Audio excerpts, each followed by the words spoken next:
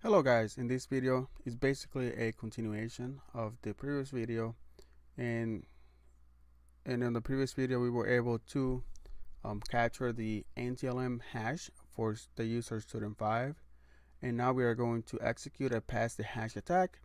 And the pass the hash attack is basically a technique where an attacker captures the hash as opposed of the clear text password, and then we are going to simply pass it through authentication, so we can do some lateral access to other network systems. So and what happened is, in pass the hash, is that we don't try to decrypt the NTLM to get the clear text password. What we try to do is we try to use that NTLM hash so we can authenticate in the network, so we can do some lateral movements, potential lateral movement. If you don't have anything, if that user doesn't have access to anything else, then we're not going to do any lateral movement. So the first thing that I want to do is I want to open the hash file that I saved in here somewhere, and I think I named it hashed. It's not in here. I cannot see to find it. There we go, NTLM hash. There we go. We got the student 5, and this we got the administrator. Well, this is the local administrator, so we don't need that. We want to actually get out of this computer and see if the student 5 have access to something else. So we are going to go to PowerShell. We are going to change the directory. We are going to do the PowerShell bypass execution policy, import module, and we are going to import MimiKatz in here. And after that is where the good stuff comes, and that's what we are going to execute the pass the hash. So first, let's go ahead and put this command in here, and let's go ahead and we are going to put this command. You can see it's the PTH, pass the hash, for student 5, domain pen testing, and NTLM is going to be this hash that we gather. So we are going to execute this command, and it's going to open a PowerShell. So you can see right here, script, or a PowerShell, a PowerShell window, right? So let's go ahead and do that. And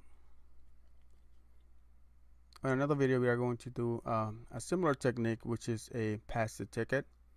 And for pass the ticket attack, we are going to get a ticket instead of just this window right here, and it only lasts a couple hours. Whereas when we do this command, when we're doing the pass the hash, it's basically, it stays good until until that user changes the password. But for the ticket, it's only good for a couple hours. So in here, we can see that we got it. We didn't get the AES-256 because we got the NTLM. Therefore, we're doing an RC4 authentication. And this is something that could be detected easily, because normally Kerberos does the AES-256 authentication. So if somebody is, or if the company is looking for RC4 authentication, and if they see one, they are probably going to think that somebody is trying to do a pass the hash instead of the normal AES-256. Okay, so something to be on the lookout for. So let's go ahead and go in here. So it opens, whenever you run that command, it's going to open a new window. And for that new window, we are going to try to see if we can get execution from one of the computers. The first computer that I want to do is Active Directory, script, block. Let's say who am I?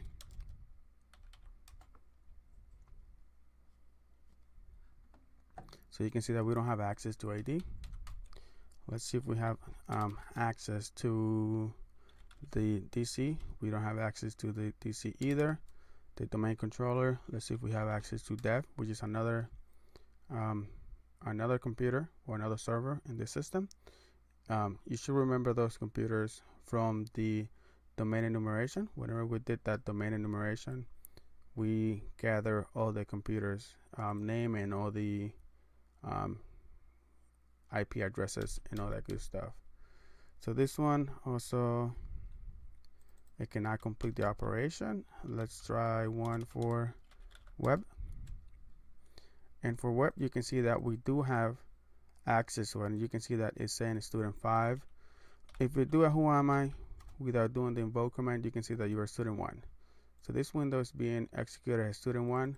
But if we do an invoke command for the remote session, so whenever we do a remote session, basically, because this is what invoke command does, it goes as student 5 because we pass the hash with student 5.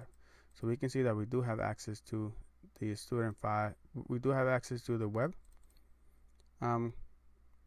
basically to the web server. So what we're gonna do now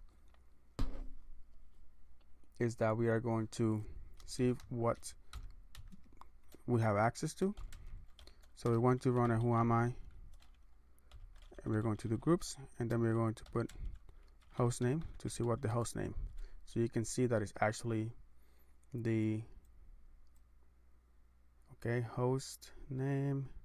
Okay, so we need to put space after who am I over here, and there we go. So the first one was who am I, pen testing 5. Then we got the who am I groups. You can see that this student 5 is part of the built-in administrators. And then we got the host name over here. Okay, so that's good. So now we can just clear this out. And now what I want to do is I want to do in a variable. In this variable, I'm going to do a new PSS session, computer name, and we are going to call it web. So I just created this variable, and this variable contains this information in here, right? So I can execute commands remotely like this if I wanted to. So after that, what we want to do is we want to go ahead and invoke a couple commands. And one of the commands is going to be, we are going to disable the real-time monitoring. And so let me go ahead and copy and paste it. So we are going to invoke the command script block, and it's going to say that I want to disable the real-time monitoring. And which session do I want to enter? It's going to be for this one in here, right? It's calling this variable over here. Press enter. Then I want to do it. I want to also disable the IOV protection as well. And then I want to disable the firewall or the profiles. And there we go. Okay, so that's great. So then after that, I want to enter the session. We want to do enter PSS session to this session over here. Actually, it is a $. There we go. You can see that we are in the web now because we enter a session.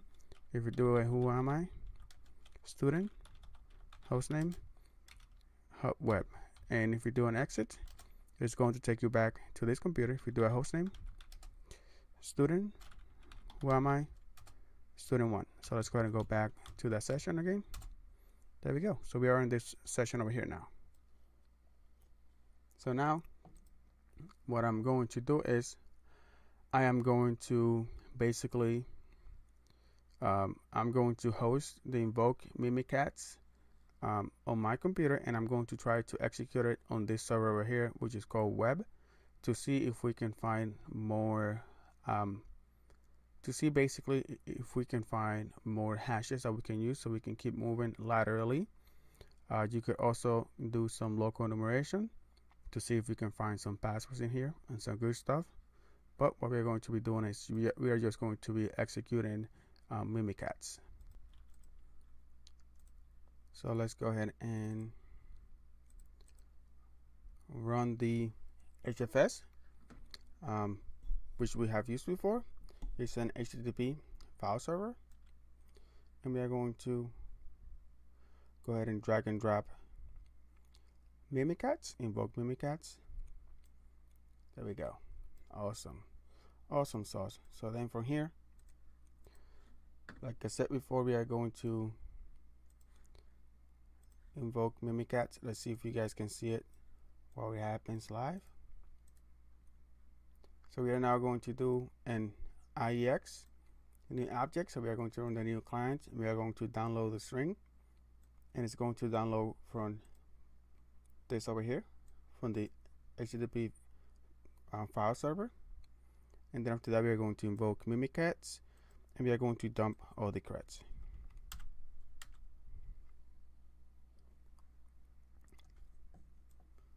So you can see in here downloading. So it should now be executing MimiKatz.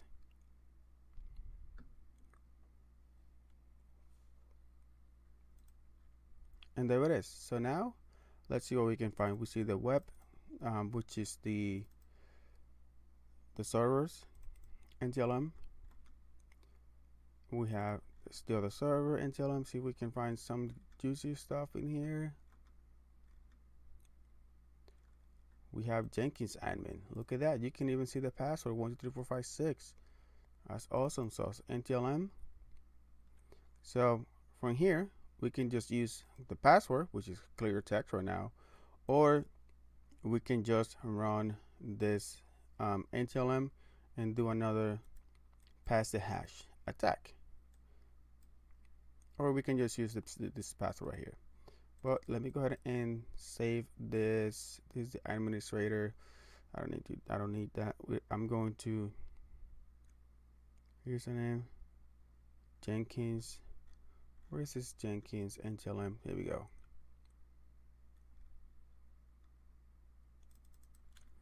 And I'm going to save it in my text document, Jenkins admin. And we're also going to copy that password that we got, that clear text password. Awesome sauce. So let's see if from this guy we're able to log in into the AD, remote into the AD, which is 192. That was actually, yep, the 150. Different account, Jenkins admin. Password 123456. See if we're able to remote in into the AD.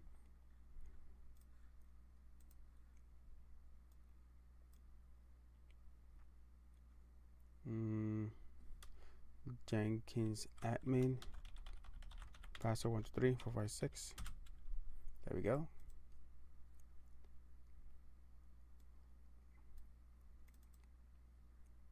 And there we go. So we were able to basically remote in into Active Directory. So that means that we now have full access, because Jenkins admin is a domain admin. If you don't believe me, well, we can go ahead and take a look.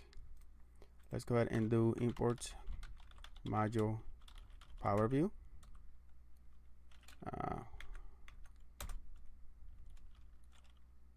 Get domain user and name Jenkins admin.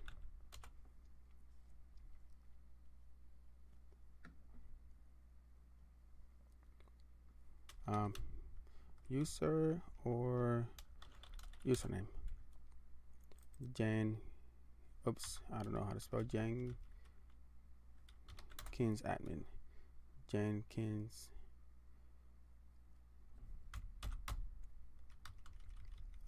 then it's probably name. I always get confused. There we go. So get domain user, Jenkins admin. Here in the description you can see the password, which is kind of funny. Display name, Jenkins admin.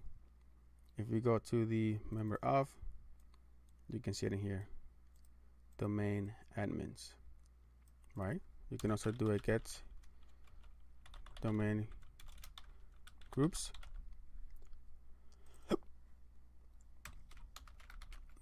And for here, you can just put domain admins. And you can see that domain admin is a semi-account. It's a group object, meaning that it is a group. Semi-account domain admins, CN domain admins, and member of all these people in here. And for this one, the members, you can see it in here. You could also do a get domain domain group member, and that will display other members only. You can see that we have the domain admins. You can see Jenkins hidden and the administrator.